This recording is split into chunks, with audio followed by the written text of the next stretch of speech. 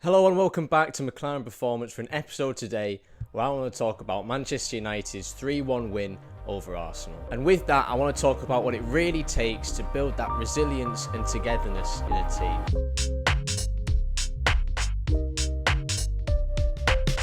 I managed to watch as much as the game as I could the other day. I was doing a bit of work with Newcastle United women, so I didn't manage to catch a lot of the first half, but I definitely had a good look at the second half. And really the main thing that stood out to me, and looking at some of the post-match interviews as well, I think Rashford especially, talking about the togetherness of the team and how much of a contrast that is from just the past few games, even to the first two games in the season before that. And there's a number of ways that you can interpret that. I mean, togetherness really is that understanding of each other. So I think they do really have more of an understanding of how each other is playing. But I think they also have that togetherness in the sense of what we as psychologists would call as cohesion, or say task cohesion. They're all on the same page in terms of how they want to win the game, and that they actually want to win the game. They want to do it together. And I mean, a lot of people will point to the new additions in the team that's obviously going to, I think, kind of fast track that process. I mean, characters like Martinez, like Malaysia, like Ericsson, I think fantastic characters to bring into a team. It's a fresh air really compared to the environment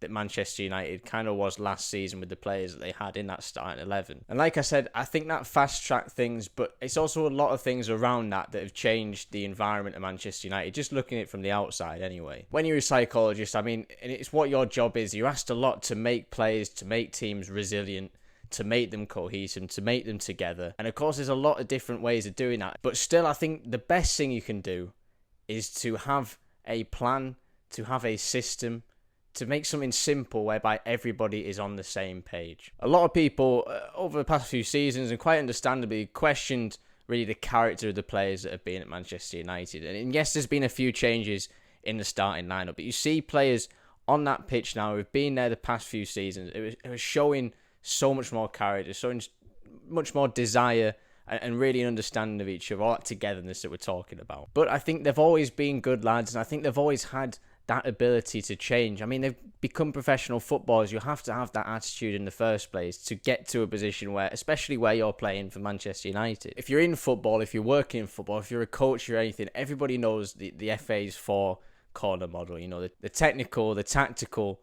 the psychological, the social, the physical. They're all things that interact, and everything a coach should take into consideration when developing a player or developing a team. And really one of the quickest ways to develop that psychological, something that has been demanded really of Manchester United players in the past few seasons, is to develop those other three aspects. Everything around a player, to have that structure around, to understand exactly what you're doing. This psychology stuff, it's never just a thing in isolation. It's all an interaction, things bumping around and changing things around. And I always talk about the process of winning and how the culture builds the mentality, and the mentality builds the performances, and the performances build the result.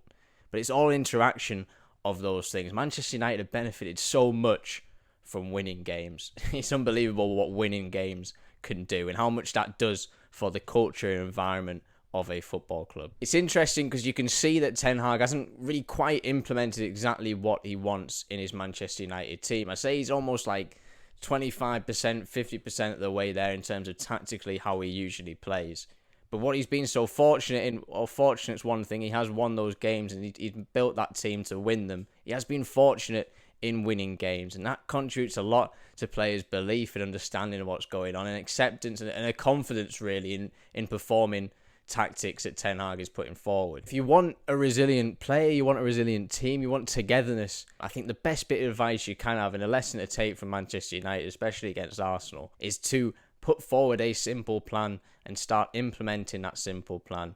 Make sure everybody understands that plan, set a vision for where you want to be, and then go forward and do it. That's one of the most impressive things watching that Arsenal game, is to see a Man United team concede a goal, come up against a team that's really good in Arsenal at the moment. You can't underestimate that. It's funny to see a team lose and so many people say how good that team were anyway. That's how good Arsenal are at the moment. They play such good football, and they've been playing that for 3-4 years. They understand how to play that system. They can execute it really, really well. It was great to see a Man United team come up against that, even concede a goal in that also, and still carry on with that resilience, still carry on with a plan, make changes in personnel for players to understand what those changes are, and to execute it and to continue to execute it. It's something I talked about before in those first two games that they lost, not being able to make a mistake and bounce back from that.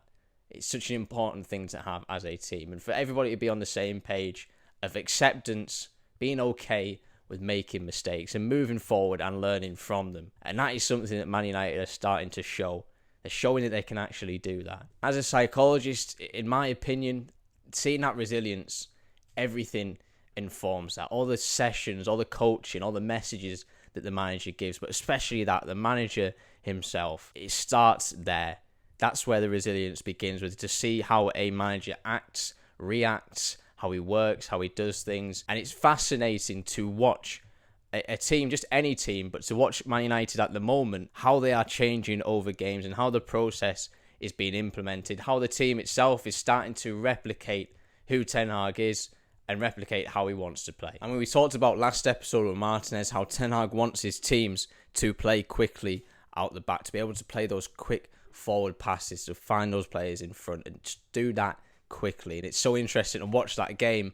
And really, in this case, Eriksen really was that player. In all those goals, I think those 3 goals, he played a part, playing that pass forward, especially one where he ran to make that space as well in behind. That was unbelievable. And he's really playing that part that Ten Hag wants in a midfielder. He's being creative. He's finding passes along with Martinez, along with Varane, along with Fernandes as well. Players in the centre of the pitch that can make those balls. It's absolutely fascinating because it's almost like it's half a Ten Hag team. They don't press. They're not pressing like he'd want them to. I don't think they're pressing the top half of the pitch on the players back exactly like that.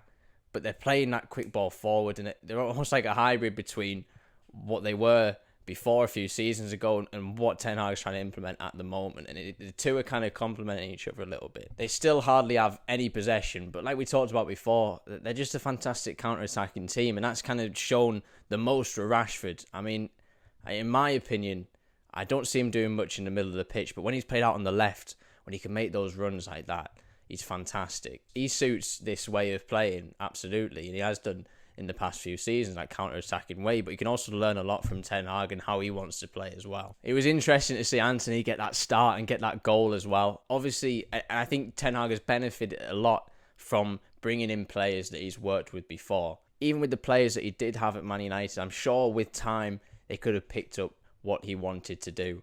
But to bring in players that already understand that system, it means that Anthony can come and start playing straight away. The contrast of that and Casemiro, someone who's talked about how he's not ready yet to be in that starting 11 because he's someone who still needs to learn what it is to play in a Ten Hag side. Also, alongside that, he's talked about McTominay being so good as well. He's really an example of what we talked about, how players and people change in different environments. Scott McTominay was someone before that was criticised quite a lot by fans, but you're really seeing, I think now you're seeing exactly what managers were seeing in him beforehand, and how an environmental change in a culture can actually impact a player and can allow them to be comfortable and show how good they are as a player. But back to Anthony, I think it was fantastic to see a player that could come on, and I think in the past, Man United haven't been able to put those chances away sometimes, but to see a player that's so confident and really on the top of his game coming into this team and being able to make finishes as simple as that, I think it is a fantastic benefit to Manchester United and has sped up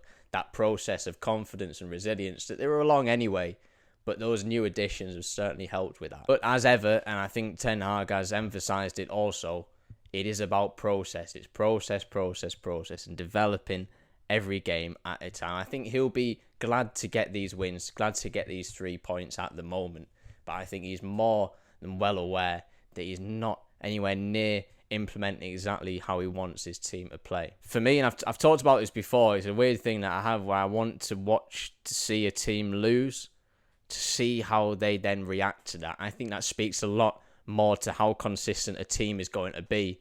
That speaks more to when a team just wins every week. And I'm certain Man United will reach that stumbling block at some point, and it'll be interesting then to see how they react to that. Whether there is real change being implemented in the culture and environment in the players, or that is in some way a papering over the cracks at the moment with the results that they're getting. And as soon as a loss or two comes in, does that all go away? Something I'm sure I've talked about before, but this result bias in the media, I think after 2 games with Man United, although even though I was looking up, You know, it's worrying losing 2 games, but I wasn't thinking Man United were going to get relegated. But, you know, that's sometimes the headlines that you see. And now you see 4 games winning them, and suddenly the headlines change to possibly getting top 4. It doesn't need to be such extremes. I think it's just fascinating watching the situation, watching a team go from nothing to go to something fantastic, and watch the process of that. Watch the process of Ten Hag implementing something within a team. You know, I'd be interested in watching this even if my dad